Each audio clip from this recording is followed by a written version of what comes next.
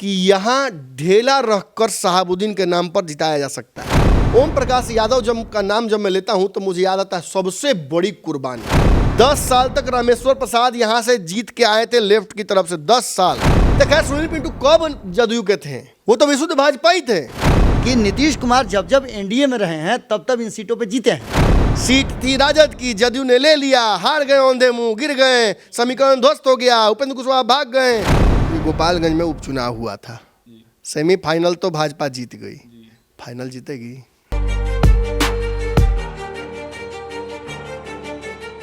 नमस्कार, पंचनामा देख रहे हैं आप, जहां पे होती है खबरों की चीड़फाड़, लेकिन ये विशेष पंचनामा है। देखिए, जब बीमारी पता नहीं चलता है तो एक्स्ट्रा डोज देना पड़ता है बीमारी को दूर भगाने के लिए। इसे आप एक्स्ट्रा डोज ही समझिए। थोड़ा समझने में परेशानी तो होगी, लेकिन जान लेना बेहद ज़रूरी है। देखिए, सीटों के बंटवारे में गठबंधन में जो पेंच फंसा हुआ है, उस पेंच पर जदयू ने कह दिया कि 16 सीटें हमारी कोई नहीं छू सकता है।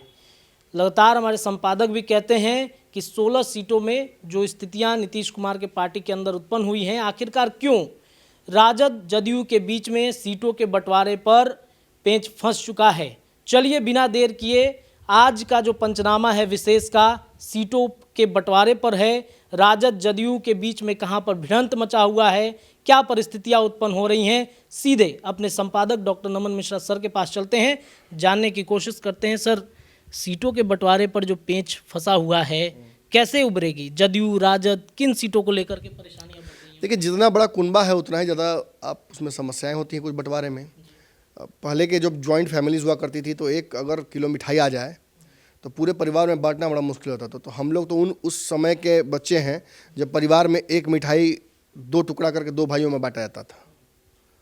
अभाववश नहीं, स्वभाववश तरीका ही वही था, बांट के खाना सिखाया जाता बचपन से ही कि कोई मन मुटाव ना रहे। अब तो भाई वैसी फैमिलीज रही नहीं, अब तो न्यूक्लियर फैमिलीज का ज़माना चलता है।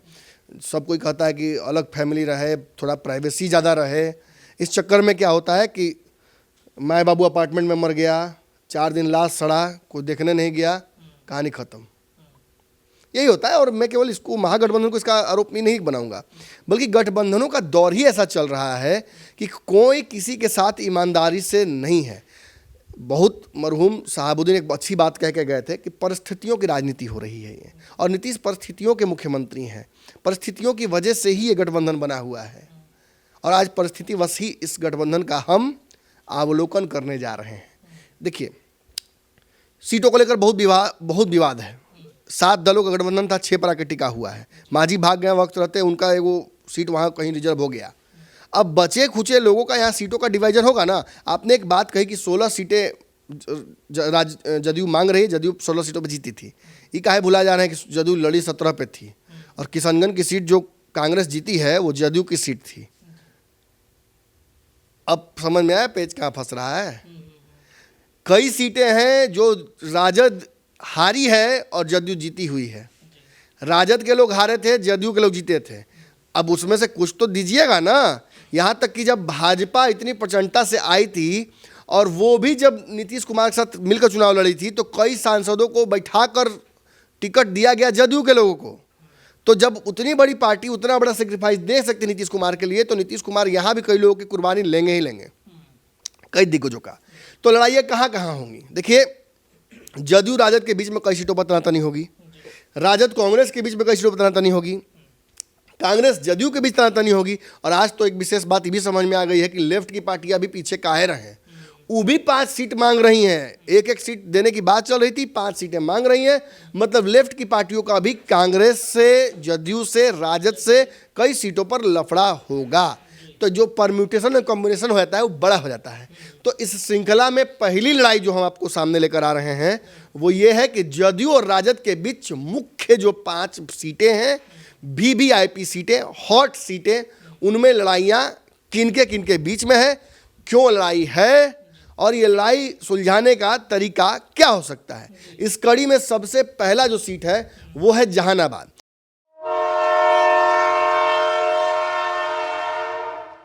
जहानाबाद निश्चित तौर पर हॉट सीट है। इधर ही नहीं है, उधर भी है। मतलब महागठबंधन में ही नहीं, एनडीए में भी हॉट सीट है। इस सीट पर सबसे बड़ी समस्या ये है कि दोनों तरफ से कम 1 दर्जन प्रत्याशी दावा ठोक रहे हैं। अब विशेष तो आप बताइएगा, फिर बाबा बताएंगे, फिर मैं आऊँगा। मैंने जहानाबाद के बारे में 10 पॉइंट्स बड़े रखे हैं, वो बताता हूँ। पहले आप बताइए कि पिछली बार लड़ाई क्या हुआ था। देखिए सर, अगर जहानाबाद की अगर बातचीत करें तो चंदेश्वर चंद्रवंशी जो जदयू से लड़ाई लड़े थे, इनको लगभग 3,35,584 वोट मिले थे, और सुरेंद्र प्रसाद यादव जो आरजेडी से थे वो हार गए थे, इनको 3,33,833 वोट मिले थे। लेकिन अगर मार्जिन की बातचीत की जाए तो काफ़ी कम मार्जिन था बाबा, देखा जाए तो 1,751 मार्जिन था वोटों का अंतराल में। तो क्या ये यहाँ पे इस बार भी लड़ाई दोनों के बीच चलेगी क्या? देखिए 2019 की लड़ाई जो हुई थी वो लड़ाई एक अलग तरीके की लड़ाई हुई थी, जहां भारतीय जनता पार्टी और एनडीए ने पूरी तरह से क्लीन स्वीप किया था। लेकिन सभी सीटों से एक अलग लड़ाई हुई थी यहाँ जहानाबाद की लड़ाई में बहुत क्लोज कॉन्टेस्ट हुआ था। अंत तक पता नहीं चल रहा था कि कौन जीतेगा कौन हारेगा।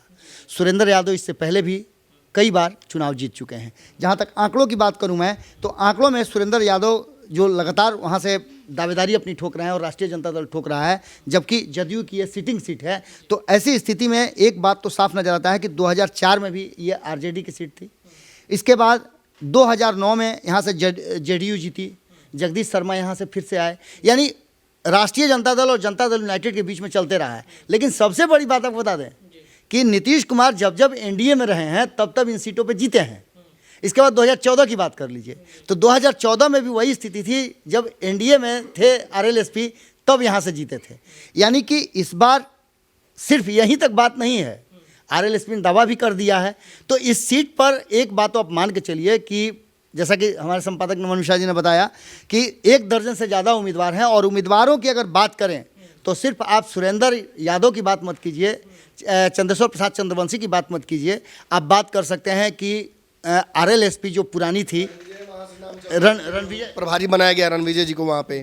चितरंजन कुमार जो कि लोजपा के नेता हैं, लेकिन नाम उनका चल रहा है आरएलजेडी की तरफ से, मैंने उपेंद्र कुशवाहा की पार्टी की तरफ से नाम चल रहा है, और उन्होंने टाल ठोक दिया चुनाव लड़बे करेंगे। तब समझ लीजिए किसी के मतलब चुनाव लड़ेंगे। तो अब समझिए कि मतलब मामला कितना फंसता है। इस सीट के बारे में मैं भी कुछ विशेष बात बता दूं, फिर बाबा के पास अब जाएगा। कि चितरंजन के बारे में कहा जाता है कि पिछली जितनी चुनाव लड़े हैं वहाँ से ये अरुण कुमार के सभी चुनाव के वो प्रतिनिधि भी रहे हैं, और एक एक सीट को वो एक माने विधानसभा को और एक क्षेत्र को वो जानते हैं कि कहाँ क्या लू फॉल्स है।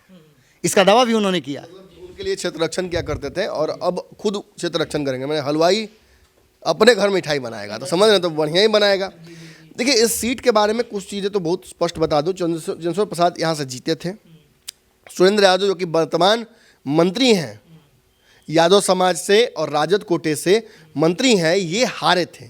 हारने के बावजूद इनको दोबारा विधायकी लड़ाकर जिताया गया और मंत्री बनाया गया। मतलब राजद सुरेंद्र यादव को लेकर बहुत कॉन्फिडेंट है। भविष्य के यादव वोट बैंक को अपने पाले में करने का एक बड़ा हथियार मानती है सुरेंद्र यादव को। इस सीट का दूसरा सबसे बड़ी खास बात यह है कि यादव और भूमिहारों की संख्या बहुत ज़्यादा है। तो जहां एक तरफ यादवों का दबदबा रहा है, वहीं भूमिहारों का दबदबा इस सीट पर ज़बरदस्त रहा है। यहाँ से जीते हुए पूर्व सांसद एक जो अब चिराग पासवान की पार्टी में है, उनका नाम ज़्यादा कदा चलता है, वो अरुण कुमार का, कि वो भी यहाँ से प्रत्याशी है। लेकिन मैं आपको स्पष्ट कर दूं कि ऐसी कोई बात नहीं है। खासतौर पे एलजेपी, इस जो चिराग पासवान की पार्टी है, वो इस सीट पर दावा नहीं ठोक रही है बाहर से, वरना आप चिराग पासवान को लगातार वहाँ बैठा देखते। शायद इसी वजह से चितरंजन कुमार जो उस एलजेपी में है चिराग पासवान के साथ, उनको अलग अलग पार्टियां भी अब अपने तरफ देख रही हैं कि आन खींचने की प्रयास कर रही हैं। अगर कुछ नहीं होता, ये सीट चला जाता है अगर भाजपा के पास भी, तो एक फर्स्ट चॉइस के तौर पर चितरंजन कुमार वहाँ है भाजपा के। लेकिन हम यहाँ भाजपा की बात करने नहीं बैठे हैं, हम यहाँ बताने आए हैं कि जदयू और राजद के बीच पेचकस फंस रहा है।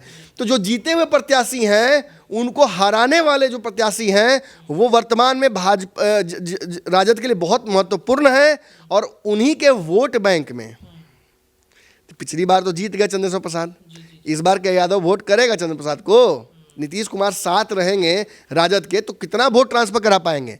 अगर उनकी जगह सुरेंद्र यादव आ जाए प्रत्याशी तो यादवों का सारा वोट उनकी तरफ ट्रांसफर हो जाएगा। ये सीट जीतने वाली सीट हो जाएगी राजद के लिए और महागठबंधन के लिए। तो क्या इतना बड़ा रिस्क लेंगे? यही हाल हुआ था कुर्नी में, सीट थी राजद की, जदयू ने ले लिया, हार गए, औंधे मुंह गिर गए, समीकरण ध्वस्त हो गया, उपेंद्र कुशवाहा भाग गए, ये सब कुछ हुआ था ना। तो बहुत महत्वपूर्ण है ये, समझिए, इसीलिए ये हॉट सीट बन रही है। दूसरा बात, लेफ्ट का भी दबदबा इस सीट पर रहा है। 10 साल तक रामेश्वर प्रसाद यहां से जीत के आए थे लेफ्ट की तरफ से। 10 साल बड़ा समय होता है। एक और खास बात, सुरेंद्र यादव का नाम क्यों इतना लिया जा रहा है, क्योंकि 3 टर्म सांसद रहे सुरेंद्र प्रसाद यहां से। सुरेंद्र यादव जो वर्तमान मंत्री हैं, तो उनका कद इतना बड़ा क्यों है? 3 टर्म से वहां जीते हैं, माने 96 98 दोनों बार जीते थे। अब जदयू क्यों वो सीट मांग रही है? केवल चंद्रशेखर प्रसाद के लिए तो मांगेगी नहीं। अच्छा, सुरेंद्र यादव के अलावा एक और पेच यहाँ फंसता है। पेच ये फंसता है कि 2004 में यहाँ से गणेश यादव जीते थे, जो कि राजदे के थे। यानी एक और यादव जो जीते थे यहाँ से, वो भी राजद कोटे के ही थे। और जदयू यहाँ क्यों परेशान होती है, जदयू क्यों इस पेच में फंसती है? क्योंकि 2014 में चंद्र प्रसाद जहाँ से जीते थे, वहीं 2009 में यहाँ से जगदीश शर्मा जीते थे, जो कि जदयू के ही थे। यानी बाबा ने जो बात कही कि जब जब भाजपा के साथ रही है जदयू, तब तब जीत गई है आराम से। और जीती है। लेकिन पेच फंस जाता है, चूंकि यादवों का दबदबा है। भूमिहार यहाँ से जो वोट इस बार करेंगे, चूंकि जातीय गणना हुई है और भूमिहार समाज बड़ा नाराज है, तो कि आप बहुत इम्पोर्टेंट बात बता रहे हैं कि जातीय गणना के बाद यादवों में एक जागृति आई है, क्योंकि यादव विरोधी वोटों का ध्रुवीकरण हो रहा है। मुझे लगता है कि चंद्रेश्वर प्रसाद जी इस बार सुखद रिटायरमेंट की तरफ बढ़ रहे हैं। ये सीट बहुत बड़ा पेंच फंसेगी। लालू यादव ये सीट नहीं छोड़ेंगे, मुझे जहां तक लगता है। बाकी विशेष बाबा, बाकी महागठबंधन में अगर ऐसी स्थितियां होती है तो चंद्रवंशी की रिटायरमेंट तय मानी। मैंने तो कह दिया, मुझे तो दिख रहा है कागज पर कि चंद्रशेखर प्रसाद गए। अब बाकी विशेष बाबा, सिंपल सी बात है कि अक्सर ये देखा जा रहा है कि जो भी चुनाव हुए हैं, जब से एनडीए गठबंधन और महागठबंधन बना है, विवाद भी हुआ था बाबा, एक विवाद भी हुआ था। एक बड़ा, मुझे लगता है कि जो घोटाले का आरोप लगा था, आपको याद होगा, एम्बुलेंस और इन सब चीज़ों का, चंद्रशेखर प्रसाद पर ही लगा था। उसके साथ साथ एक और महत्वपूर्ण बात है कि चंद्रशेखर प्रसाद चंद्रवंशी जो हैं, उनका सॉफ्ट कॉर्नर अभी भाजपा की तरफ है, जो कि नीतीश कुमार को पसंद नहीं है, और नीतीश कुमार इसके लिए नाराज भी चल रहे हैं। खैर, इन सारी बातों को लेकर के अगर आप नटसेल में कहें तो जदयू की ये सीट रही है, और तब रही है जब जब वो एनडीए के साथ रही है। लेकिन इस बार चूंकि वो राष्ट्रीय जनता दल, मतलब सारी चीज़ें खिलाफ ही जा रही हैं। एनडीए के साथ रही तो जदयू जीतती है, अन्य तो सीट हार जाती है। गठबंधन के किसी सहयोगी को मिलता है तो हार जाती है। अगर राजद यहाँ से यादव को लड़ाता है तो हर बार जीतता है। मैंने 100% स्ट्राइक रेट है उसका। तो अब क्या लगता है आपको, सुरेंद्र यादव को यहाँ से सांसद बनना लगभग लग रहा है कि लालू जी ने आशीर्वाद दे दिया है? भूमिहारों का भी दबदबा अच्छा रहा है, ऐसा नहीं कह सकते हैं। विधानसभा भंग हो जाएगा तो उस स्थिति में तो फिर मतलब ये चुनाव सुरेंद्र यादव के लिए और महत्वपूर्ण हो जाता है। चलिए, तो इस कड़ी में अगला जो हमारे पास स्टेशन है वो है सिवान,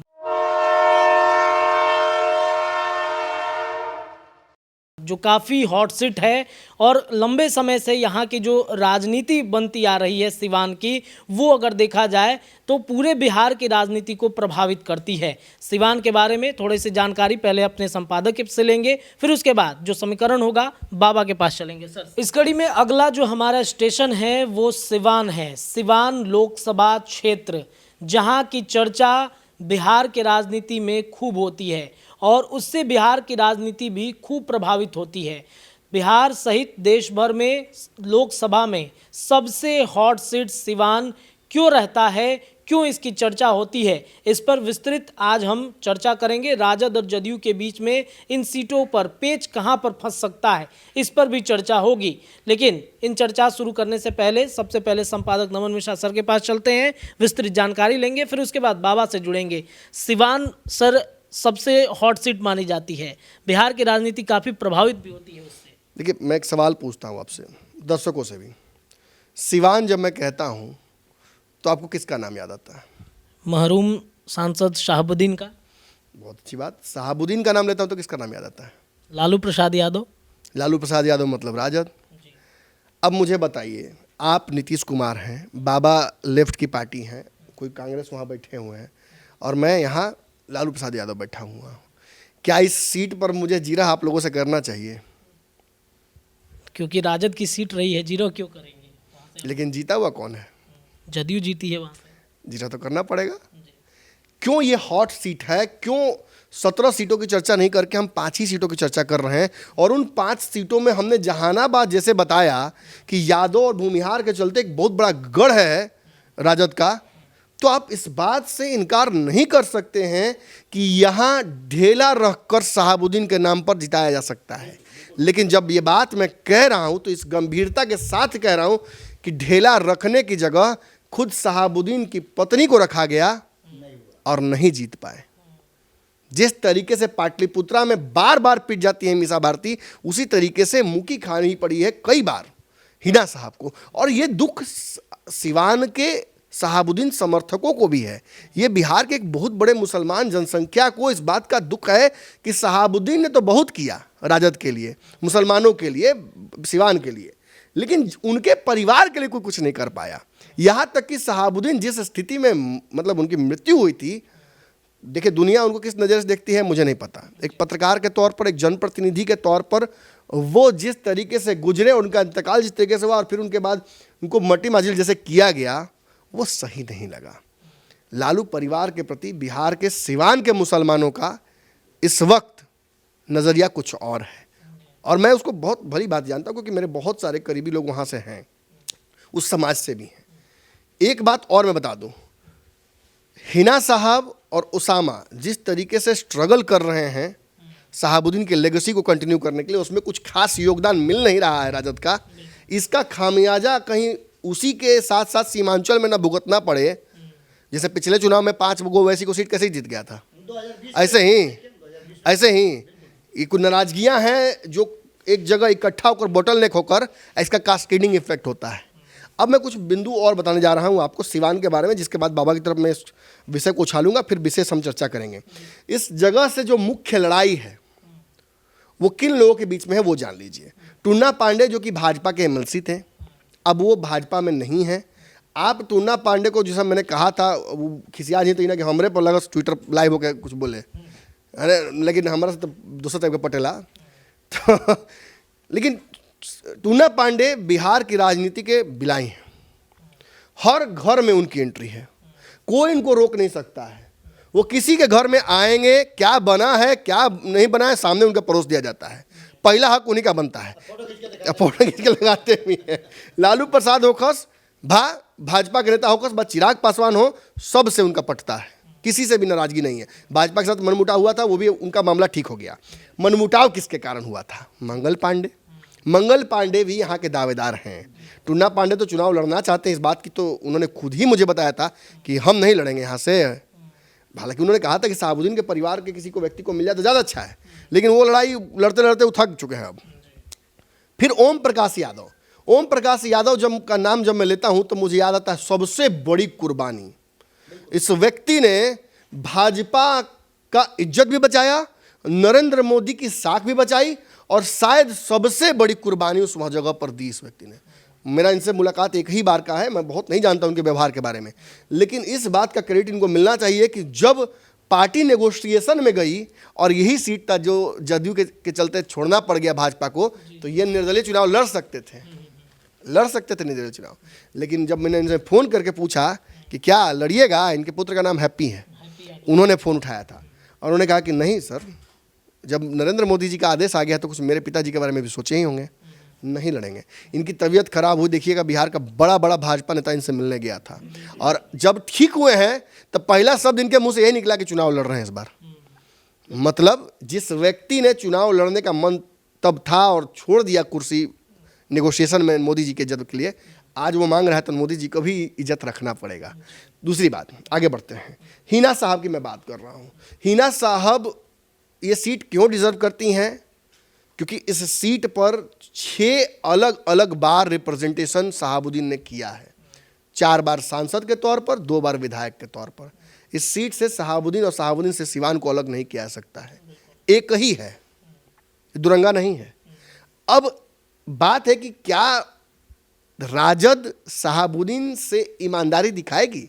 जो ईमानदारी शहाबुद्दीन ने लालू यादव के जेल जाने के बाद राबड़ी देवी को मुख्यमंत्री बनाकर दिखाई, क्या उसका कर्जा चुकाया जाएगा? फिलहाल जिस तरीके से इतने दूर पढ़ने के लिए, मुझे लगता है कि शहाबुद्दीन बहुत दुखी होंगे जहाँ भी होंगे वो, अपने पुत्र की स्थिति देखकर खासतौर पे। जिस जो माहौल था उस माहौल से उनको दूर रखने के लिए इंग्लैंड भेजा, आज उसी माहौल में वो एकदम लग रहा है कि मैंने वेब सीरीज चल रहा है। रोज़ जो खबरें आती हैं ओसामा को लेकर वो बहुत दुखदाई हैं। उनके पिता को ये अच्छी नहीं लग रही होंगी और इसमें क्या राजद का सहयोग है, क्या कंट्रीब्यूशन है, ये समझ में नहीं आ रहा है। मुसलमान सिवान का इनके पीछे पीछे लगा हुआ है। जिस तरीके से चिराग पासवान के पीछे बिहार का एक बड़ा समाज लगा हुआ है, उसी तरीके से इनके पीछे लगा हुआ है। लेकिन क्या इसको रिप्रेजेंटेशन में बदलेगी राजद? बहुत बड़ा सवाल इसलिए खड़ा हो रहा है क्योंकि जो अगला नाम मैं ले रहा हूँ अवध बिहारी का है। बिहार में अवध बिहारी को सिवान में कहा जाता था शहाबुद्दीन का परछाई। मैं तो जाकर इंटरव्यू में मैंने लिया है और मैंने देखा अवध बिहारी का स्टैंड बदलते हुए। जो अवध बिहारी मुझे इंटरव्यू जिन्होंने दिया था और कहा था कि शहाबुद्दीन के साथ हम लोग ईमानदारी से खड़े रहते थे, लाठी लेके कहीं भी खड़े रहते थे, और वो अवध बिहारी का मैंने इंटरव्यू कुछ दिन पहले देखा जब वो दावा कर रहे थे इस सीट पर कि हम लड़ेंगे मैंने सांसद का चुनाव, तो वो ये कह रहे थे कि शहाबुद्दीन को तो हम बनाए हैं। तो राजद का जो चरित्र है वो थोड़ा सा यहाँ परिलक्षित हुआ मुझे, तो मैं इसीलिए थोड़ा सा हड़क जाता हूँ राजद की बात आती है तो। एक और प्रत्याशी यहाँ से अमरनाथ, जो कि चूँकि सीपीआई का भी एक गढ़ रहा है यहाँ पर, एक बड़ा क्या संघर्ष हुआ था यहाँ, उस संघर्ष का प्रतिफल है। अमरनाथ यादव को कौन टिकट देता है, क्या टिकट देता है, इस पर बहुत विवाद है। लेकिन इस सीट की जो मुख्य बातें हैं वो ये हैं, लालू यादव का लगाव इस सीट से रहा है, शहाबुद्दीन का गढ़ है ये। 1994 से 2004 तक शहाबुद्दीन यहाँ से जीतते रहे। 1990 में विधायक पहली बार निर्दलीय बने थे, जिसके बाद 4 बार सांसद और 2 बार एमएलए बने। भाकपा माले कार्यकर्ता की एक बार हत्या यहाँ से हुई थी, जिसका आरोप शहाबुद्दीन पर लगा था, जिसके चलते भाकपा और राजद के रिश्ते कभी ठीक नहीं रहते, लेकिन अब दोनों एक साथ हैं तो दावेदारी वहाँ भी बनती है। उसके अलावा 2009 से में ओम प्रकाश जो थे वो निर्दलीय यहाँ से चुनाव जीते थे। निर्दलीय जीतने के बावजूद वो भाजपा के टिकट पर 2014 में जब भाजपा ने बुलाया चले गए और चुनाव लड़ा, हिना साहब को हराया। 2019 में जब चुनाव लड़ने की बारी उनकी आई तो ये सीट उनसे छीनकर कविता सिंह को दे दिया गया। कविता सिंह के जो पति हैं वो कितना भाजपा के रंग में रंगे रहते हैं ये आप देख सकते हैं। मैं ये कहूँगा नहीं, चरितार्थ वो खुद करते हैं। अब कविता सिंह तो नीतीश कुमार के सांसदों में से एक महत्वपूर्ण सांसद हैं, लेकिन अब कविता सिंह का टिकट जिसके चलते जिसका टिकट काटा गया वो व्यक्ति भी वापस टिकट का दावेदार हो गया है। ऐसे में इस सीट का विश्लेषण, हम चले तो थे महागठबंधन की तरफ से, लेकिन हम छूते चले गए, बिना छुए संभव नहीं है, बिना छुए संभव नहीं है। तो इस सीट पर जो मुख्य दावेदारियां हैं सो यही हैं। अब बाबा बताएंगे कि मंगल पांडे, टुन्ना पांडे, अवध बिहारी, हिना साहब, ये या कविता सिंह का तो मुझे लगता है, फिर मुझे लग रहा है कि जैसे ओम प्रकाश जी से कहा गया कि आप कुर्बानी दे दीजिए, हो सकता है कविता सिंह से भी कह दिया जाए।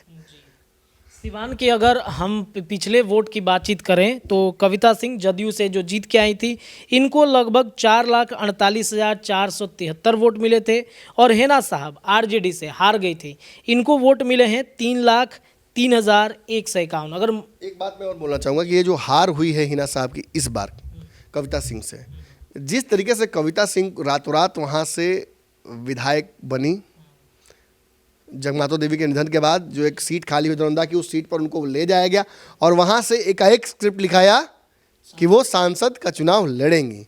तो कहीं ना कहीं यहाँ पर आपको समझना होगा कि रातों रात ये दावेदारी इतनी बड़ी नहीं हो गई थी कि अपने दम पर चुनाव जीती थी। मैं फिर यहाँ विशुद्ध एक विश्लेषक के तौर पर बता दूँ ये बात, चाहे अच्छा लगे व बुरा लगे, ये सीट मोदी लहर में आपको मिला था। और अब चाहे आप पुलवामा बोल दीजिए, चाहे आप राम मंदिर बोल दीजिए, जो भी बोलिए, कप्तान जब ताली कप्तान को, गाली कप्तान को, तो ताली भी कप्तान को। नरेंद्र मोदी के लहर में सीट मिल गई थी, इसीलिए भगवा मैं उनके पति रहते हैं, वो उस चीज़ छोड़ना नहीं चाहते। लेकिन अब नीतीश कुमार ने तो बहुत संशय में डाल दिया है। क्या करें? राजद भी कंफ्यूज है, कैसे दें, हिना साहब को दें कि अवध बिहारी को दें। नीतीश कुमार भी कंफ्यूज हैं कि क्या करें इस सीट पर। अब कहीं ना कहीं दावेदारियों में ही ये सीट मुझे फंसती नज़र आ रही है, लेकिन मुझे लगता है अंततः जदयू से ज़्यादा यहाँ प्रभाव राजद का है। और एक बार और मुसलमानों को अगर बिहार में वोट चाहिए आपको, तो ये सीट शहाबुद्दीन परिवार को देना पड़ेगा। तो उस स्थिति में क्या होता है, फिर कुर्बानी, अल्लाह को पसंद है कुर्बानी। तो वही बाबा मैं बोल रहा था कि दोनों के बीच का अगर अंतर देखा जाए वोटों का, तो 4,15,322 रहा है। एक बड़ी मार्जिन देखा जा रहा है बाबा इस सीट पर राजद जदयू के बीच में। देखिए, ये इस मार्जिन की जब चर्चा कर रहे हैं तो संपादक जी ने सारी बातें लगभग कह दी हैं, लेकिन उसमें एक बात कहना बहुत इम्पोर्टेंट है कि इन्होंने कहा कि ढीला रख करके जिस तरह से शहाबुद्दीन के नाम पर वहाँ कोई भी जीतता रहा है, लेकिन इस भ्रम को तोड़ा था 2009 में ओम प्रकाश यादव ने निर्दलीय चुनाव जीते थे, और वो वक्त था जब सरवाइव कर रहे थे शहाबुद्दीन, अपने आप से लड़ रहे थे, अपने जो पिछले उनकी लेगेसी थी, केस था, उसको लेकर के लड़ रहे थे। तो यहाँ से ये सीट जो है ना राष्ट्रीय जनता दल के हाथ से छीनी और एनडीए की तरफ शिफ्ट होती चली गई। पहले तो निर्दलीय, उसके बाद 2014 में जैसा कि आप जानते ही हैं ओम प्रकाश यादव को भारतीय जनता पार्टी ने अपने पाले में लिया। उसके बाद हिना साहब वाली कहानी इन्होंने बताई ही कि उनका पितृपक्ष में शादी कराना पड़ा था, क्योंकि अजय सिंह जो उनके पति हैं उनका जो अब भाई कई तरह के आरोप थे, तो इसलिए नीतीश कुमार ने राताराती उनकी शादी करने की बात कही और कहा कि यदि आप अपनी माताजी का सीट बचाना चाहते हैं तो उसके लिए आपको ये करना पड़ा, आपकी पत्नी को दे सकते हैं। तब वो शादीशुदा नहीं थे। ये सारी बातें हो गई। एक तस्वीर नमन जी दिखाए थे, जो दिल्ली की तस्वीर थी, उसमें कविता सिंह भी थी जो 16 सांसद थे, उसमें से करीब 14 सांसद उसमें मौजूद थे जिसमें कविता सिंह भी थी।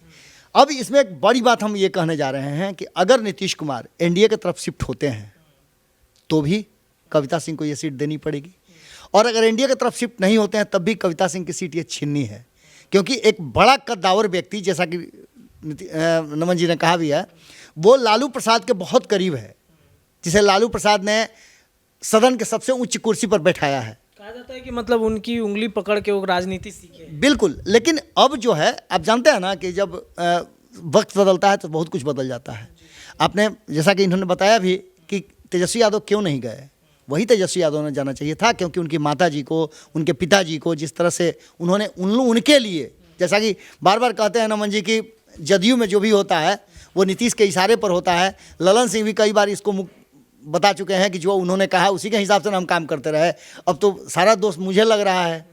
तो वही स्थिति लगभग वहाँ हो गई। अब जो वर्तमान परिस्थितियाँ बनी हैं उसमें नाम इन्होंने जुड़ा ही दिया, टूना पांडे का, मंगल पांडे का। ये दोनों जो नाम हैं, ये नहीं लगता है कि एनडीए या महागठबंधन की तरफ इन दोनों को कहीं से टिकट मिलने वाला है।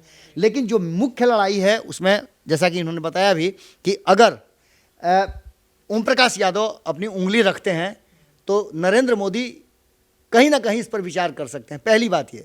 दूसरी सबसे महत्वपूर्ण बात कि अवध बिहारी चौधरी से अगर लड़ना है आपको तो उसके लिए एक अलग काम करना पड़ेगा। लेकिन जो 16 सीटें नीतीश कुमार की है, एनडीए की तरफ अगर शिफ्ट करते हैं तो जहाँ तक मेरी जानकारी है और जो चर्चाएं चल रही हैं भीतर खाने में, उसमें नीतीश कुमार को अपनी कुछ सीटें त्यागनी पड़ेंगी। उसमें से एक सीट यह सिवान की भी है, जिस सीट पर हो सकता है कि कहीं लोक जनशक्ति पार्टी एलजेपी हिना साहब को टिकट दे और भाया मीडिया नरेंद्र मोदी उस सीट पर एक मुस्लिम नेता को स्थापित करके ये दिखाना की कोशिश करें और बिहार में आने वाले 2025 की परिकल्पना जो है चुनाव की, उस पर भी कहीं ना कहीं मुहर लगे। तो मतलब क्या लग रहा है सर, बाबा जो बता रहे हैं एलजेपी से, चिराग पासवान भी कई बार हमने देखा है हिना साहब से मुलाकात करते हुए गुप्त। भाई इस गाने को चला दीजिए, कुर्बानी कुर्बानी अल्लाह को पसंद है कुर्बानी, और कुछ नहीं है। इस सीट पर मेरा यही बस आकलन है। चलिए ठीक है, चलिए आगे के हम अपने स्टेशन की तरफ बढ़ते हैं। सीतामढ़ी स्टेशन की तरफ बढ़ते हैं।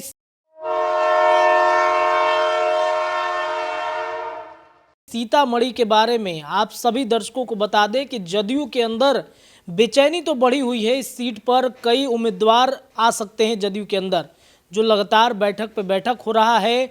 और इस बैठक के बाद कहीं ना कहीं जो चर्चाएं लगातार हम करते हैं कि जदयू के अंदर मची बेचैनी को राजद कहीं लपक ना ले, क्योंकि सीतामढ़ी पर राजद की भी दावेदारी है। इस पर विशेष चर्चा करने के लिए अब सीधे अपने संपादक डॉक्टर नमन मिश्रा सर के पास चलते हैं। सर, सीतामढ़ी को लेकर जो बेचैनी जदयू के अंदर मची हुई है, मैंने कहा कि कहीं इस मौके का फायदा राजद ना उठा ले। एक बात मुझे बताइए, फिर वही सवाल, सीतामढ़ी बोलते हैं तो किसका आपको याद आता है चेहरा? माँ सीता की। अयोध्या में राम की। राम तो आ रहे हैं। राम को लेकर जो भाजपा कर रही है, क्या लगता है उसका फ़ायदा किसको मिलेगा? भाजपा को मिलेगा, जाहिर सी बात। तो जब राम को लेकर भाजपा को फ़ायदा मिलेगा तो सीता की नगरी में भी सीता के अनुयायियों को फ़ायदा मिलना चाहिए ना। बिल्कुल मिलना चाहिए। देखिए, राम और सीता के बीच जो संबंध है वो आदम हवा और जितने भी एडम ईव और जो जो हमने आज तक सुना रोमियो जूलियट, इन सब से बहुत ऊपर है और बहुत पवित्र है।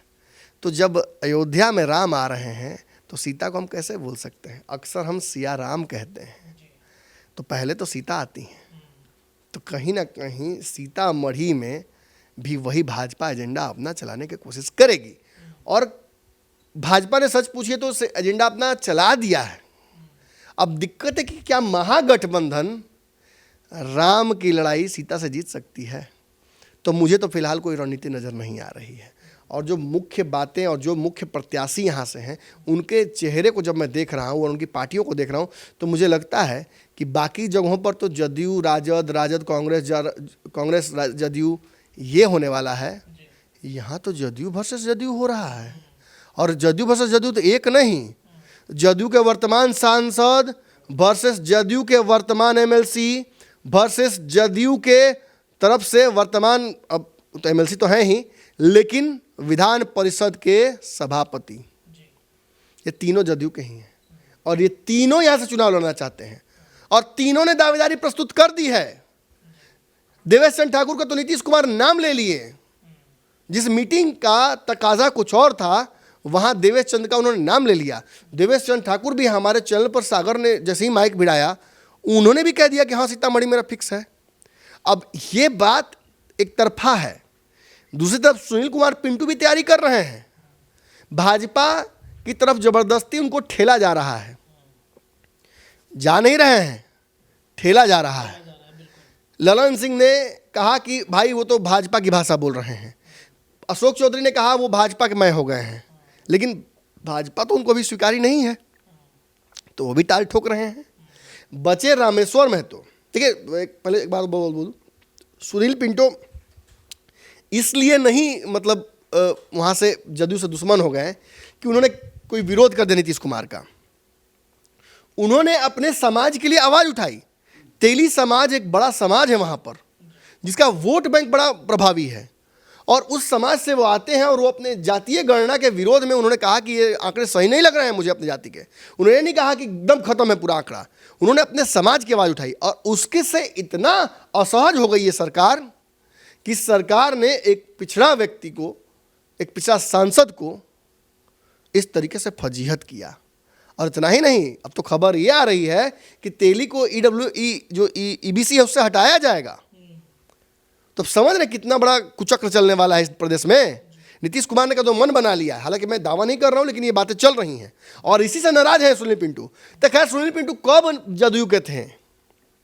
वो तो विशुद्ध भाजपा ही थे। 19 में जो सीटों का समझौता हुआ था, उसमें सुनील पिंटू को भेजा भाजपा ने कि आप जाइए, जाके वहां से लड़िए। अंतिम समय में हेलीकॉप्टर से भेजा गया उनको, और सुनील पिंटू गए और वहां से जाकर उन्होंने चुनाव लड़ा और जदयू का एक सीट बढ़ाया। ऐसे कई जगहों पर कई प्रत्याशी और भी थे। अब जैसे बगल में ही यहाँ पे आप जाइएगा तो कटिहार है, दुलाल चंद्र गोस्वामी है, पहले नरियल जीते हैं, फिर भाजपा में गए, भाजपा से फिर जदयू में गए, आज नीतीश कुमार के साथ ईमानदारी से हैं वो। लेकिन सुनील पिंटू अपने समाज की वजह से अग्रेसिव हुए और पार्टी ने उनको बाहर का रास्ता दिखा दिया, गए नहीं हैं। तो अब बचते हैं रामेश्वर महतो। रामेश्वर महतो वो एमएलसी हैं जिनको नीतीश कुमार ने दिल्ली से बुलाया राजनीति करने के लिए, राजनीति में उनकी एंट्री कराई और उनके गॉडफादर बने। लेकिन नीतीश कुमार की पार्टी इतनी उथल पुथल से गुजरी उस दौरान कि रामेश्वर महतो को अगर भेजा गया कि जाइए आरसीपी सिंह के मजबूत कीजिए, तो आरसीपी सिंह बाहर, जाइए उपेंद्र कुशवाहा को मजबूत कीजिए तो उपेंद्र कुशवाहा बाहर, जाइए ललन सिंह को मजबूत किए तो ललन सिंह कुर्सी चली गई। तब बेचारे का किस्मत ही दोषी है। मैंने कहावत कही थी कि एक कहानी थी ना कि कौआ और हंस दोनों बैठे हुए थे पेड़ पर। कौआ बीट किया, हंस को तीर मार दिया गया बहेलिया द्वारा। काहे मारा गया? कौआ बीट करके भाग गया था, हंस छाया दे रहा था उसको, बहेलिया को। बहेलिया को लगा कि जब एक ही पंछी है तो यही ना हगा होगा माथा पे, तीर मार दिया। और यही हाल हुआ रामेश्वर महतो का। रामेश्वर महतो गए समझाने के लिए, आरसीपी सिंह जी पार्टी मत छोड़िए सर, आरसीपी सिंह जी कहीं नहीं जाएंगे, उसमें भी दुश्मन बने। उपेंद्र कुशवाहा भागने लगे तो उसमें भी गए समझाने, तो कोई कह रहा है कि ये पैसा लगा रहे हैं, यह पार्टी नया बनवा रहे हैं उपेंद्र कुशवाहा का, इसमें भी हुए बेइज्जत। यहाँ तक कि बहुत दुखद बात है कि पार्टी का एक एमएलसी अपना जन्मदिन मनाता है और जन्मदिन में जदयू के लोगों को फ़ोन करके उमेश कुशवाहा प्रदेश अध्यक्ष कहते हैं कोई नहीं जाएगा। ललन सिंह, नीतीश कुमार सब ने कहा कि आ रहे हैं, कोई नहीं आया। और आपको बताता हूँ, रामेश्वर महतो की उपयोगिता या उनके व्यवहार की वजह से, मैं इतना बड़ाई किसी का नहीं करता, लेकिन उस व्यक्ति के ने व्यवहार कुशलता तो दिखाई है।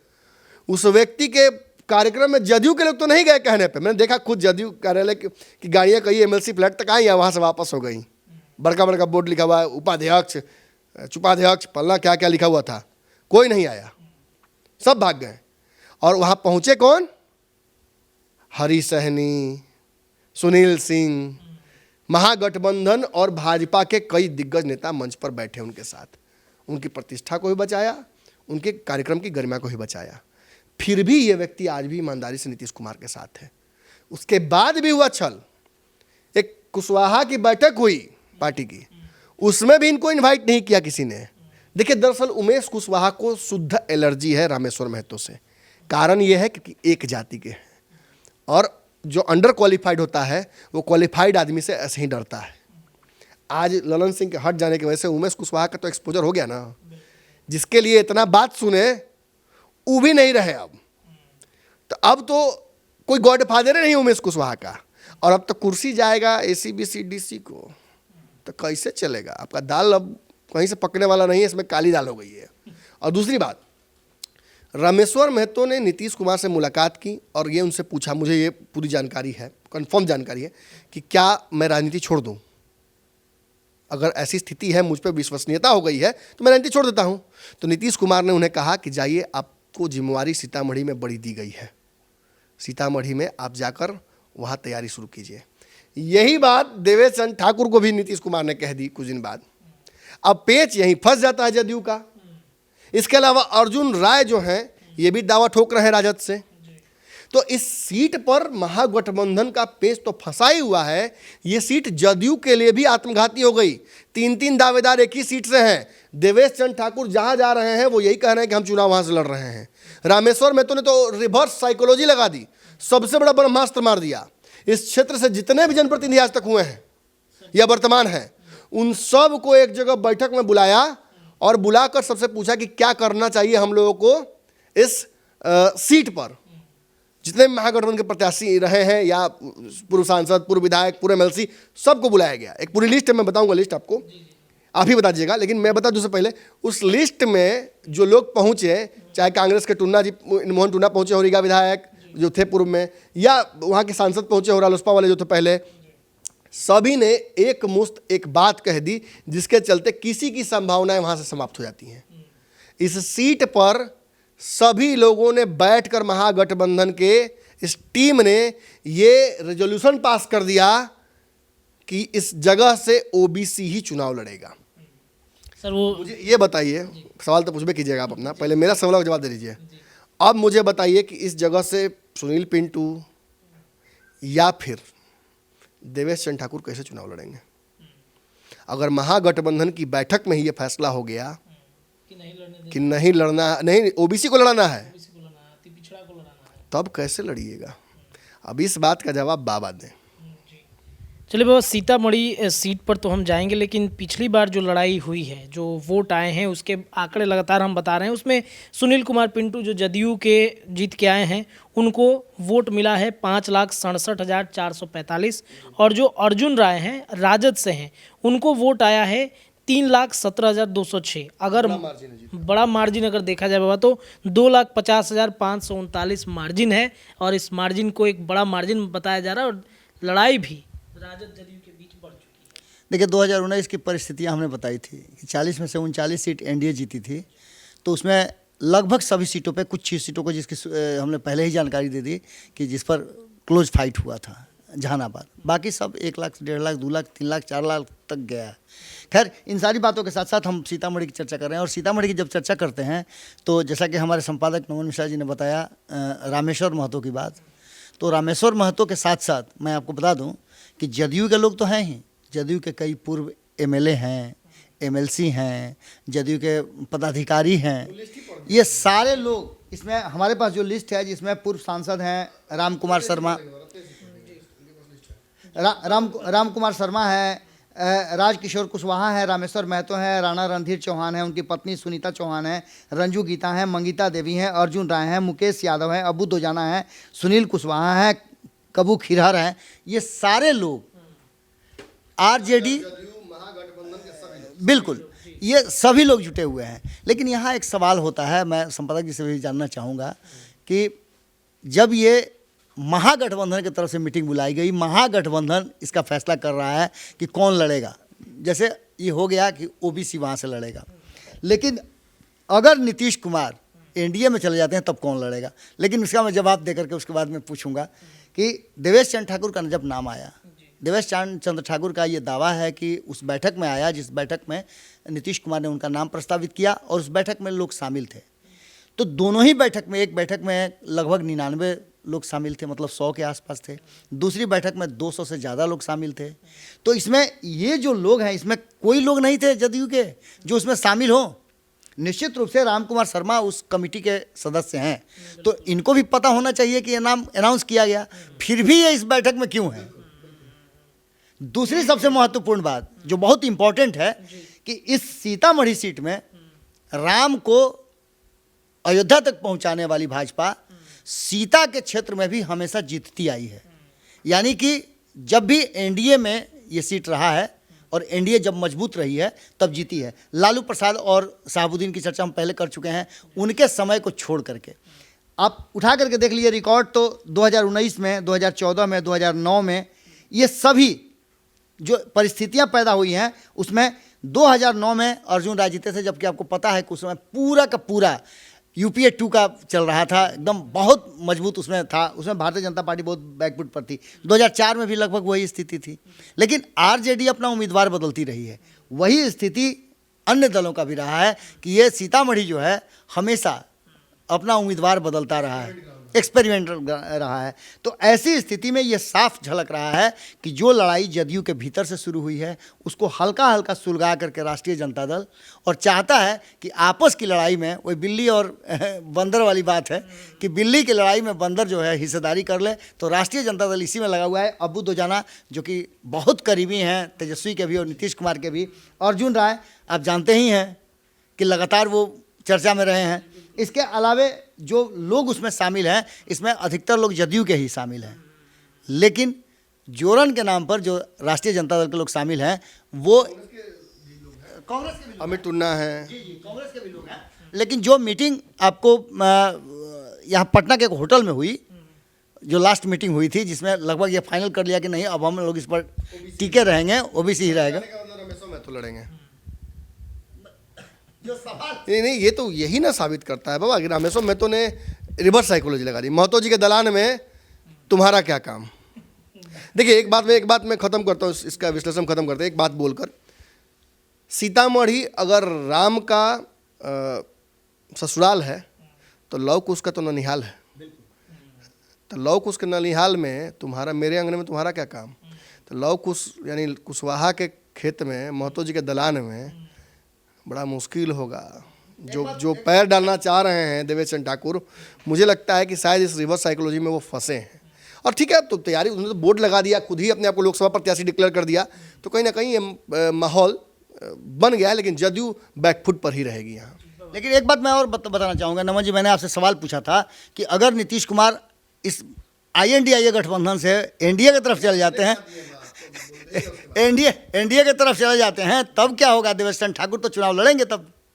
मैं बता रहा था, हाँ अगर ऐसी परिस्थितियाँ बनती हैं तो फिर मुझे लगता है कि नीतीश कुमार तो भले, मतलब अब सीधी बात तो दिख रही है भाई कि देवेश चंद्र ठाकुर एक आइडियल कैंडिडेट हो सकते हैं बीजेपी की तरफ से।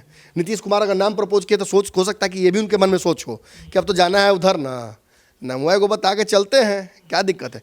ऐसे में रामेश्वर महतो और जो बाकी संभावित प्रत्याशी हैं, इनका राजनीतिक हत्या हो जाएगा। और ठिकाना भी कोई बदल सकते हैं, ये भी हो सकता है। रामेश्वर महतो पास तो बहुत ऑप्शन है। उपेंद्र कुशवाहा भी बुलाते हैं, तेजस्वी बुलाते हैं, बहुत लोग बुलाते हैं उनको, जाके कहीं भी अपना जगह खोज लेंगे। अंतिम बात मैं कहना चाहूँगा कि एक तरफ जहाँ हम लोगों ने चर्चा की सिवान की, वहाँ विधानसभा के अध्यक्ष लड़ रहे हैं, तो दूसरी तरफ सीतामढ़ी में विधान परिषद के सभापति लड़ रहे हैं। इसका मतलब है कि ऊपर से ही कहानी ये शुरू हुई है। मतलब सी से शुरू हुआ, 100 से शुरू हुआ, हाँ, 100 पे ही खत्म हुआ। चलिए, तो ये थी जदयू वर्सेस राजद की 5 हॉट सीटें जिस पर विशेष चीरफाड़ हो चुका है। लेकिन रुकिए, अभी धन्यवाद देने की बेहद ज़रूरत नहीं है क्योंकि ये कड़ी अभी जारी रहेगी। इसके साथ ही साथ हम RJD versus Congress, Congress versus JDU और जदयू वर्सेस लेफ्ट और लेफ्ट वर्सेस ऑल, इतना ही नहीं, अभी आगे भी सुनिए। बीजेपी में एनडीए गठबंधन में किसके किसके बीच पेच फंसेगा सीटों के बंटवारे को लेकर, उस पर भी चर्चाएं और चीरफाड़ जारी रहेंगी। फिलहाल अभी के लिए इतना ही। हमारे संपादक और हमारे बाबा लगातार जुड़ेंगे, चीरफाड़ जारी रहेगा। देखते रहिए विशेष पंचनामा। बहुत बहुत धन्यवाद।